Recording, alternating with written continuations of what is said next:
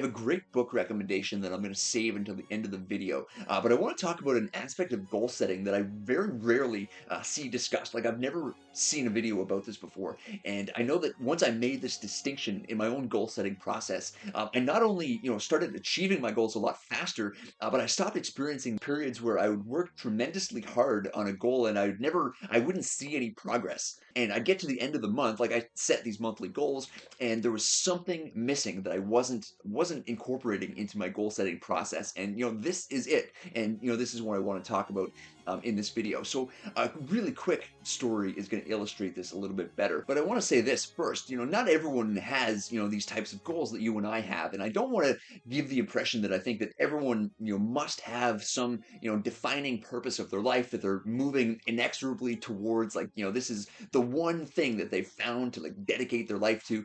I think having goals like that, or even just like these minor goals, like say you want to make more money next month than you did last month, like that's a goal, that's a perfectly legitimate goal.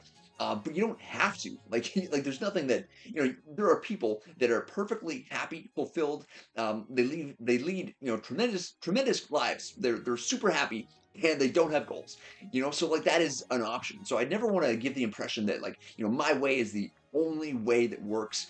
But I found that setting these goals for myself just makes my life better. Like I like having something that's that to orient my my efforts towards. And like every day that I'll wake up, I know that I'm going to make progress on this one specific thing. And progress, like the sensation of making progress, just makes your life better. Over the last 10 years, I've read more than 1,200 books, right? And that was a goal that I had from the very start. It was to read 1,000 books before I turned 30, and I accomplished that goal. But I realized that, I mean, the number of books that you read is literally just a vanity metric. It does not mean anything. I found it, like I still do, I find it incredibly motivating to keep track. But I don't think that like everybody has to. Like if you make your reading into some sort of like a homework assignment and that just kills the fun for you, then just don't do it, right? But like I said, I found that having these goals made my life a lot better. But what happened in my own case is that I had and still have social media audience growth goals, right? This is what I do full time. My job is a lot easier if I have more people following me, and watching my videos and liking, commenting, stuff like that, right? These are the metrics that sponsors look at, and like book sales, right, when I work with authors, right? So it helps me to have like a bigger audience, and like that's obvious. But what I used to do is kind of like do the obvious thing of set like these number goals of audience growth. So like I want this many subscribers by this date, which is fine. Like I still have those goals, but the simple change that I made was dividing my goals between the things that are directly within my control and the things that are indirectly within my control that I can influence, but that aren't completely up to me. So like the obvious example would be YouTube subscribers, right? Like I can't force you. I mean, I would if I could, but laws, free will, I can't force you to subscribe to the channel, or like, or follow me on Instagram. Like I can't force anyone to do that. But what I can do is make more videos, right? And I can make better videos. Like the next video can be just like 1% better than the one before, and that makes it more likely that people will enjoy that video, and they'll start watching them, and following, commenting, stuff like that, right? And that I can directly control. Whereas like the number itself is outside of my control. So instead of measuring the success or failure of your goals based on external factors that you can't directly control, that's just a recipe for being disappointed, like month after month after month, after you put in all this tremendous effort, but you're not seeing, like maybe you don't hit your numbers, right? But you did every single thing that you possibly could do in order to make that happen. You just, for whatever reason, came up short. That should not be a reason why you view that month as a failure. Now, if you didn't do every single thing, like if you didn't actually do your best, then yeah, that is that your month, it was a failure. Like you did not do everything that you could do to make your goals a reality. What you said was important to you. You didn't make the effort. But if you did everything, like it doesn't matter the result. Like you are a winner no matter what if you give every single thing you have within you. And that's what I've always believed. That's what I mean. All the bodybuilders that I listened to and talked to and just have been influenced by, like they all say the same thing. One of my favorites is Tom Platz, and he basically said the exact same things that I've said. Like these are almost his words, through me. Like if you give every single thing that you have, you cannot fail. You are a winner no matter what. And what's also really interesting is that I have yet to see, very many people who are actually doing their best and still fail. Like it's very difficult to fail if you're actually doing your best. And like I've seen that, like the truth of that statement, too many times for it to be a coincidence. Like I honestly don't believe that you can fail if you're really doing your best. And like if you failed, you probably didn't try hard enough or didn't you know maybe you tried like super hard but not in the right way. Like maybe you worked harder and smarter. Like there's something that you can do. Like in this video right here, everything is figure outable. I break down why there's always a way through an obstacle that's in front of you or underneath, around, over. Like there's always some way forward. Like everything is figure outable, but not when you're measuring yourself and your self-worth on things that are outside of your direct control. So stop doing that.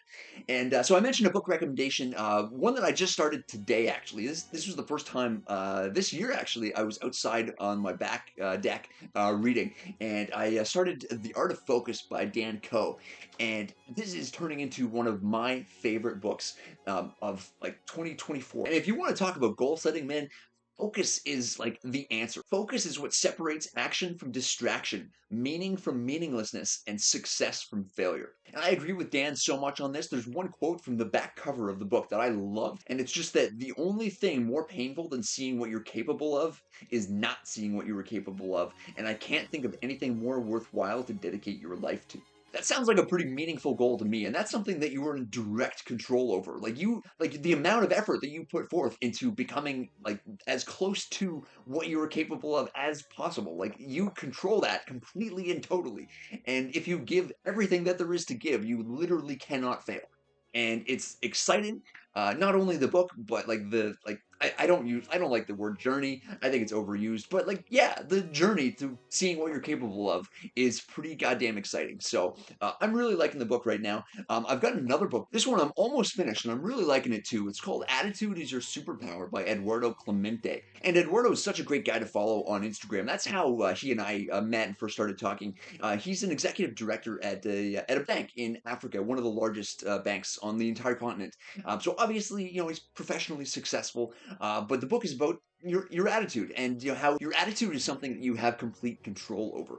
And what's interesting is that in just the same way that a negative attitude can spiral downwards, a positive attitude can spiral upwards. I've been extremely impressed with this book so far. I'm almost done. I'm within maybe a day or so of finishing it. It's not long. It's maybe 150 pages. You can read it in a day, honestly, or even less. And it's so incredibly worthwhile.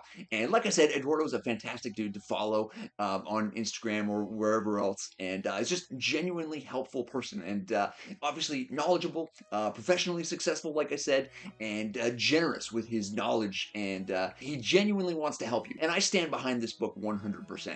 Now we talked about winning and what that takes, and the difference between things that are within your control and outside of your control. That's fundamentally important. But one thing that is, like, again, it's within your direct control most of the time, like to a great extent, is who you spend time with, who you surround yourself with. And if you want to surround yourself with a group of winners who are actually like going places and supporting each other as they're getting to those places, I set up a private coaching community on School, and it's called the Competitive Advantage. We've got about 40 members in there so far. I am active in that group every single day. Basically, I'm sharing everything that I'm doing right now, and what I'm doing specifically, like tactically and strategically, to grow my business and expand my influence online, and read 200 books this year, and take my physique to that next level. And I'm basically sharing every single thing. We've got live calls in the group. I'm going to start bringing in way more guest presenters to that community, and we're going to have more live calls and like more everything. Like it's going to be the place to go if you want to add some serious monthly recurring revenue to your business, and if you want to just basically hit your goals so much faster by associating with other winners who are also just dead set on achieving their goals as fast as possible.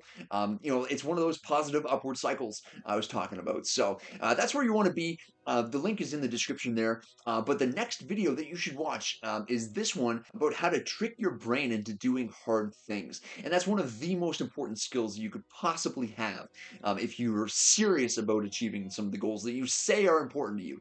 So watch that video next. Thanks for watching this one, and I will see you next time. FaceTime, go I make time. All these people wanna hate, fine, I'ma make mine. While you sitting there complaining, I'll be training. While you sitting there just waiting, I'm creating.